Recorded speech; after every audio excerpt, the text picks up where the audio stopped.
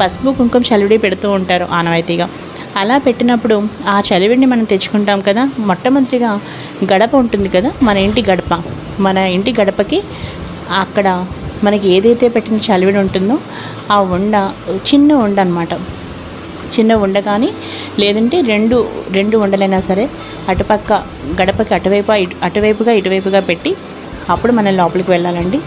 గడప అడుగుతుందంట, నువ్వు నా కోసం ఏం తీసుకొచ్చావు అని.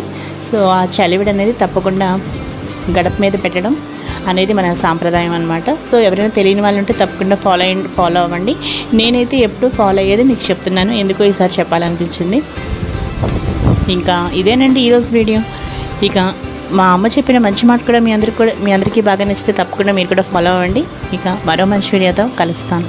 Keep on watching Lavanya's life style.